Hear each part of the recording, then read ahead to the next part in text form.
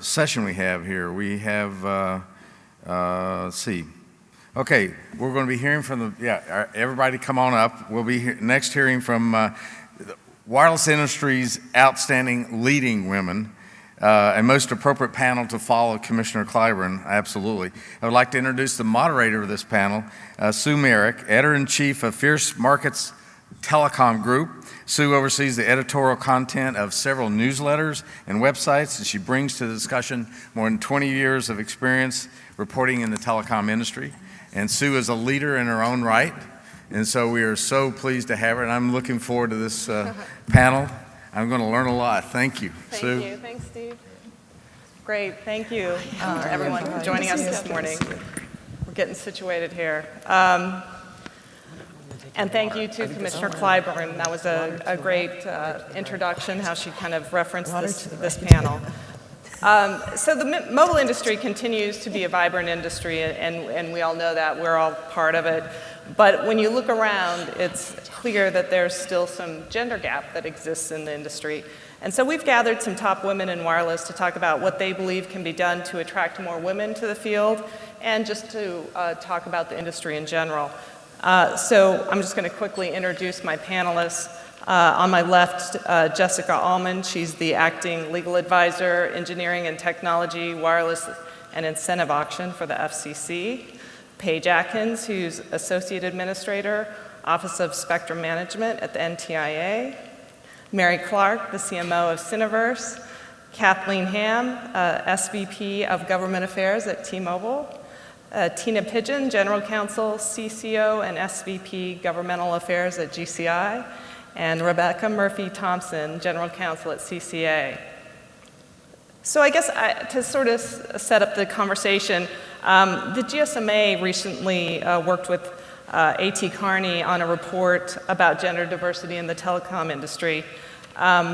Their findings were they surveyed about 75% of telecom companies, now this is global of course, and found that less than 40% of the workforce were women, and on average less than 20% of senior leadership positions are held by women. So in general, the proportion of women in senior level positions is less than half of those at entry level. That's a pretty kind of a statistic that makes you pause, I guess. So why do you think there's such low representation of women in telecom? Who wants to start? Mary, you're smiling. Sure, I'll start. I think North America, I will say, is really the exception globally. When they did the statistics, when they did the study, North America showed still sort of 50-50, which was great. You definitely saw a variation as you went region to region, with it sort of dropping off sort of every other location that you went to. So in the United States, we've actually been able to attract a lot of women to wireless, but what consistently bothers me is the lack of the upward mobility of those women. Mm-hmm. And we've had this conversation inside of Syniverse. I've had this conversation. I was actually on the panel at Connected Women in Barcelona when this original study was put out. And one of the conversation topics that occurred in there was a lot about, well, what is the foundation of the individual, of the background of the woman that is being able to be promoted? What do they need to be doing in order to make it so that there's the opportunity, so that there's the access? And so there was a lot of discussion about what is the, everything from what's the education background for women, what's the opportunity for leadership, but yet it came back to, well, what's the bias inside? That was what was thrown back at us, which was, yes, but it's one thing to sort of educate and frame and build an environment where women can be promoted, but what's the point of view of the organization inside? When do they make it a priority to have a woman in a leadership role? And so when do you say, as an organization, I'm going to make sure that we have this, I'm going to make sure that we have the diversity, and you make it a topic for discussion so that it becomes something that you're willing to focus on and spend time in your senior leadership team meetings to understand what's the diversity of the whole workforce, how are we making sure that we're being as successful as we can be. A part of the study that's in there, if you go through it, Harvard Business Review did a study that talks about in 2013 about women and how they drive innovation and growth. And there's a stat in there that says 45% companies report more likely opportunity for market share, larger market share, 70% for having a more likely opportunity to enter new markets. It's just like, what's the benefit? If I'm going to make it a priority, then I'm going to make it a priority so that we actually can grow and drive the business, because it is actually going to have a return on investment. So spend the time thinking about it. Right. So it's when it's a priority, I think is when things can change. So it has to be either in the company or in the government, it has to be a Absolutely. priority, and there has to be some sort of a set program. Now, go ahead, Paige. Can I add? So it has to be a priority, but not just in terms of a company or the federal government, but it really has to be a priority for each and every one of us. We have to embrace it and take accountability for making this happen, to include ensuring that we're nurturing and growing and creating those opportunities for women throughout the industry as well as the federal government. Yeah, I think that's right. Excuse me. I think it starts with us, and obviously we all here on this panel work for organizations that value women in wireless, and I think it also, kind of from a higher level comes back to education. Telecom is a very technical field, and as a lawyer, just because I don't have the technical background doesn't mean I don't have to dig into the understand how Right. spectrum works or how a network works in order to be an effective advocate. So, it's incumbent upon us to be sure we're educated and good role models for those going forward. Yes. I'm actually Tina. view it also as a two-way street. We just started within GCI, the GCI Women's Network. And at some of the kickoff sessions, I have to say it was I was a little bit stereotypical. Some of the stories that people were telling were bringing tears to my eyes. And we had a good laugh about how, well, everyone just got to accept that and move on. That was just the way it was. But the stories that people were telling, we've had phenomenal response to it. And we had participants in our kickoff session, somebody who, it was her first day at the company, and all the way to someone who stood up and said, I'm retiring next month, but I want to be a part of this and share my experience before I leave the company. And I think the conversations and the dialogue that's creating, not just among the women in the company, but company-wide. And I think the point, Mary, you made about the strategic benefit, actually getting this effort started and kicked off was not a sell at all, because the people who I work with understood that we can be making better strategic decisions as a company the more voices and conversation we have in the room. And I do think when we talk about women in wireless, we're saying women, and that has a lot to do with the studies that, another day doesn't go by before a study comes out that talks about women stalled. But, whether you're talking about women or age or race or ethnicity, the same principles apply. And so I think as long as that dialogue is going on, that we recognize the strategic benefits of including those voices in the room. Maybe we're not making the wrong decisions today, but could we be making better decisions with greater discussion and viewpoints? Right. And what it comes down to, those discussions and decisions are being made to serve people. And if you only have part of your customer viewpoint in the room, are you really doing the best thing that you can for the people that you serve? So I think it's critical, and that's why we've started this initiative, and I have great hope for its success. Now, Kathleen, you're kind of my representative from the larger operator on the panel. And I've been, of course, writing about operators for a long time, most of my career. Operator, that sounds so... Okay. So old school. Well, I'm old school, I guess. No, but at the C level, it's very rare to find a woman heading up an operator. I can think of one in my career of 20 years, it's almost always a man. Do you think that's going to change at any time? When you look at the C-level suite among operators, do you see that changing? Yeah, I do, for all the reasons I think everybody's been saying here. I think it is changing, and obviously you're a C-level person, but I think there's a lot of good dialogue on this right now, and I think a lot of interest. One point I was going to make, though, that listening to this is that it's really interesting because in my world, the world of government affairs, actually women are very prominent. And I head up the government affairs team for T-Mobile, and that actually makes me one of the top women in the company. But Vanya McCann, who is the head of government affairs for Sprint, and then there's some very top-level women at Verizon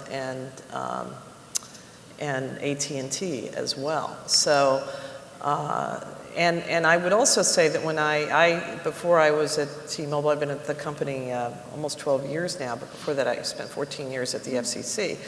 And I think, and Jessica can speak to this, and Paige, I mean, I found that women in government were given very prominent roles.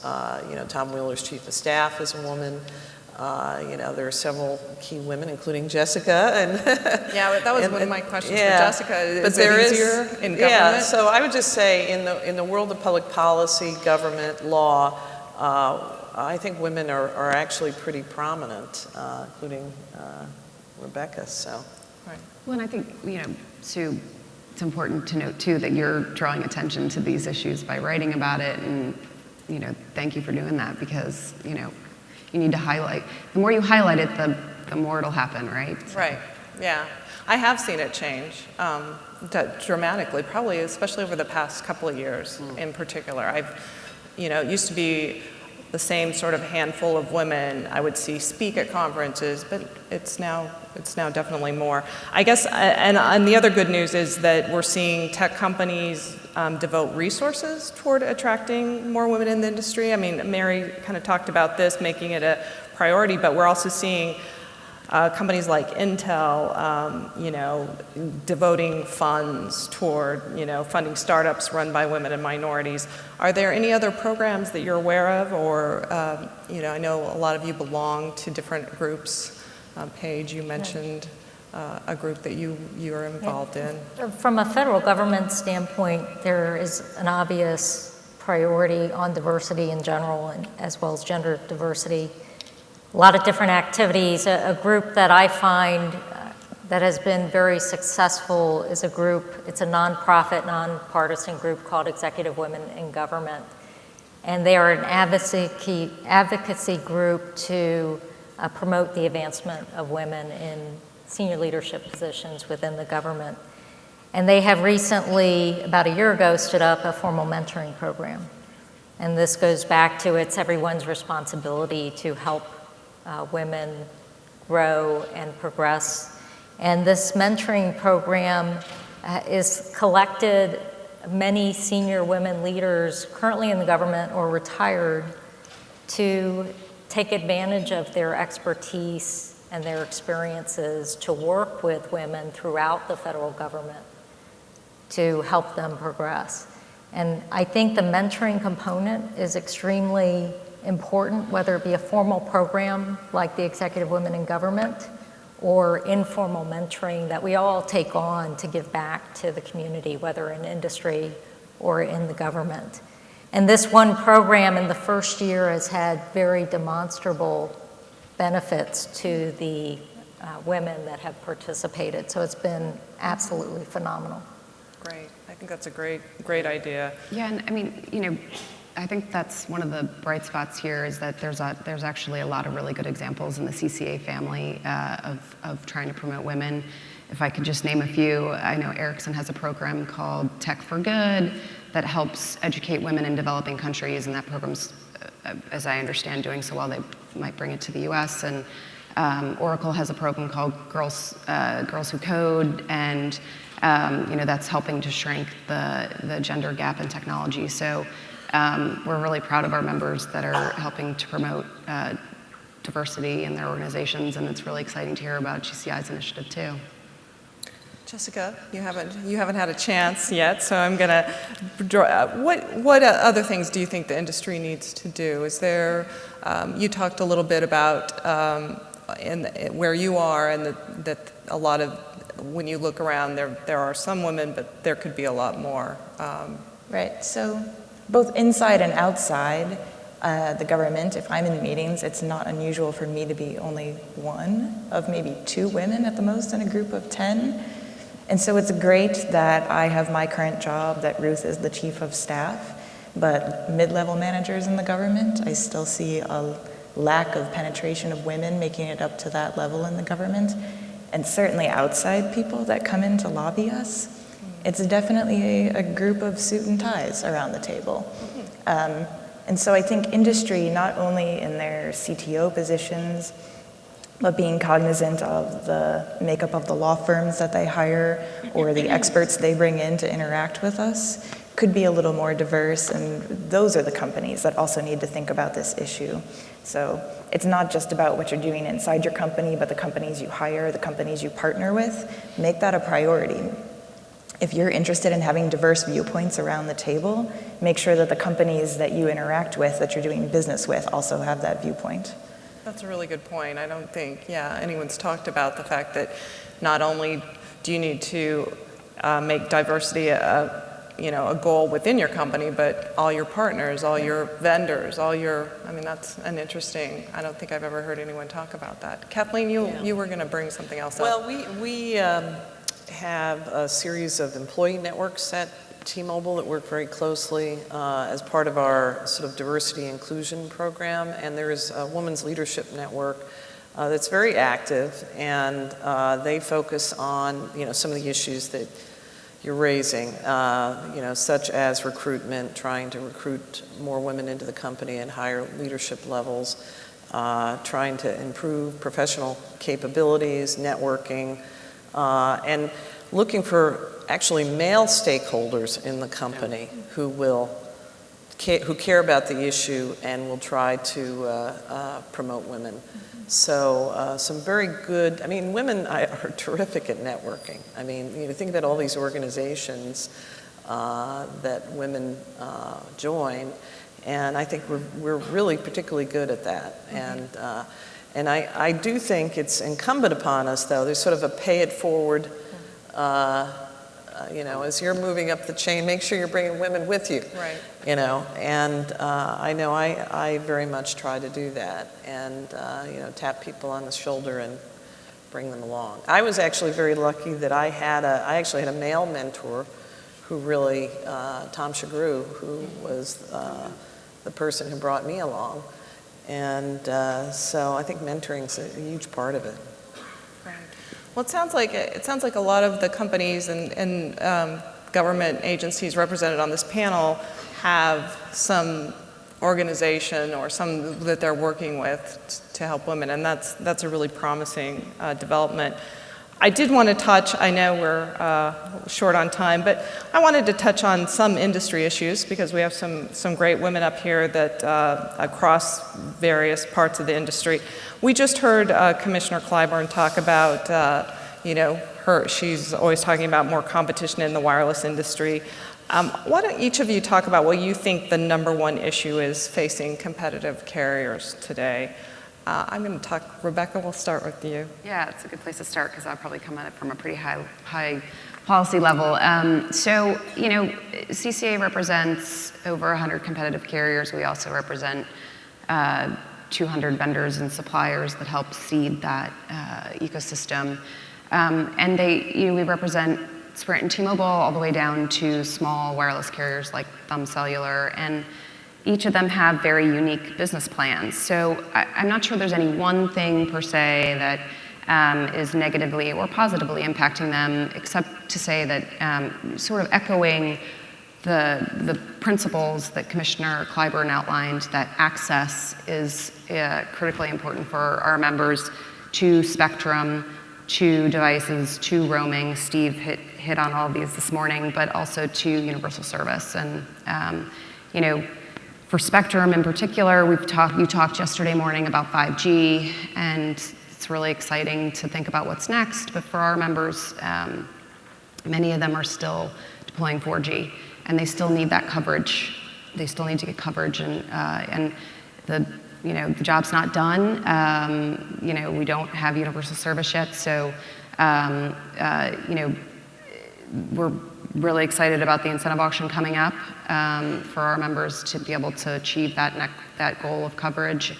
And with, you know, tying into the other principle with universal service, our members are serving some of the hardest to reach areas, and there is often not a business case to make that work. And so they have to, you know, there's been a lot of investment by, you know, both by carriers and the government, and I think it's important for the FCC and other agencies to recognize the value in the universal service program. And Commissioner O'Reilly yesterday hit on the rusty tower problem. It's not theoretical, it's real. So those are the types of things that CCA will continue to advocate for. A lot of those key kind of bread and butter issues to our industry, I think. Tina, you have an interesting perspective. You came all the way from Alaska. Yeah, so bear in mind this panel's happening at 5 o'clock in the morning right now for me. But, you know, our company owes its existence to having markets open to competition. Back in the 1980s, we had to fight both state initiatives to be able to, at that time, enter the long-distance market. And then up until, surprisingly, the mid to late 1990s, we were actually still fighting a rule at the FCC that prohibited more than one earth station provider in a small Alaska community. So you're thinking, okay, we're at a wireless conference, why are we talking about earth stations? The fact of the matter is the entirety of the technology mix in Alaska and in hard to serve areas really has to be available in order to enter a market and provide competition for services. And so I think really the idea of having those tools, the entry to the market, the ability to innovate and to remove any sort of barriers, whether it's competitive access to the universal service or to have the universal service in place at all and to have it be certain and reliable. All those things are key factors to ensure that you have the presence of competition or where multiple providers don't exist, the opportunity for competition, which at times is as important for ensuring that you're moving ahead and innovating. Just the ability to have an additional entrant can make a huge difference in terms of the types of services and modern technology that can be available for people who are hardest to reach and often benefit the most if you're able to put that kind of measure onto it from the services. Yeah. Kathleen? Well, I would certainly agree with a lot of the issues that Rebecca raised, but access to spectrum, I think, is really very critical. This upcoming auction, the incentive auction, and access to low-band spectrum for us is critical because it's really going to make a difference in terms of our coverage. So I would also say not just the auction, but on the secondary market, access to spectrum. I mentioned yesterday on the panel that that AT&T is sort of slowly going around picking up all this low-band spectrum on the side, and I think important to be vigilant of that because the Commission has set aside an enhanced factor test to look at low-band transactions that exceed 45 megahertz of spectrum. And these guys already have 73% of it, so it is important to carry forward, I think, access to spectrum, not just in the upcoming auction, but also in the secondary market. Make sure that there's fair access for all. Mary, you have a different perspective when you talk to your customers. Yeah. What do you hear the most? I mean, look, if I were a CEO of a competitive carrier today, I think everything you've said is absolutely stuff that has to stay on the radar. But would keep me up at night is, what is my differentiator?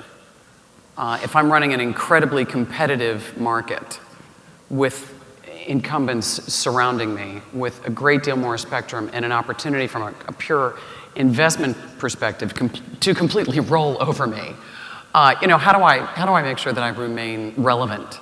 How do I make sure that I can continue to have, if I've managed to be successful in having a handful of enterprise customers that are totally loyal to me, how do I make sure that that relationship still maintains a true cost-benefit analysis for them to continue to stay with me? Differentiation is the key to continued growth, to continued sustained investment, to continued ensuring that everything that makes up the competition in the market, this is the key commercial issue. It's that thing that, you have to continue to report back to your board about. How am I maintaining, if I have 100,000 subscribers, if I have 150,000 subscribers and I've got 1,000 base stations, right? How do I make that work? The tightrope of investment and cost to growth and then investment for growth, that's a constantly challenging issue. So I think all of the things that you've mentioned are truly systemic. But from a pure commercial point of view, these are the things that I think are constantly keeping these members awake at night, and legitimately so. Right. So I think that's as we look forward 5 to 10 years, this is an incredibly important part of the ecosystem. They make up, I think collectively, this large number of operators makes up a very significant portion of our revenue. And this is not just in North America, this is globally. Operators that are in sort of this sort of size and sort of, if you will, in this sort of identifying group. And it is a really important component of the ecosystem. But how do they continue to flourish and thrive and grow? Yeah, we don't want to see them disappear. No, it's too important. Yes. Paige. I don't think I have anything to add with regard to the industry in general. The industry in What's general. the biggest thing on your plate right now?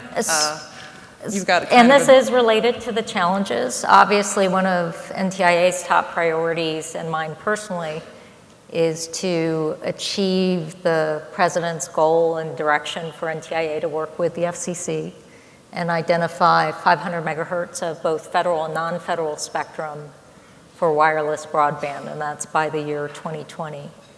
And we are very focused in that arena. Part of our job is to ensure that we're doing that without jeopardizing the ability of the federal agencies to serve the public, which is their mission. And we've been very successful. We're halfway through the process, and we're just shy of halfway to the target at 245 megahertz. And we're very proud of that, and it's been a great collaboration with the FCC in that regard. The incentive auction is the next big step. But we're not stopping there. We continue to look ahead and are doing a lot of work looking at both licensed and unlicensed opportunities. Now, as we move forward, we understand it's getting harder. The traditional approaches of clearing government-held spectrum of federal users for, I'll say, auctioning for exclusive use by commercial industry is really not a sustainable model over time. So we're very focused also in spectrum sharing. And when I say that, it's not just non-federal or commercial users gaining access to federal spectrum, but the other way around. How can federal work with industry and gain access to non-federal spectrum to create opportunities for access for both sides that may not exist otherwise?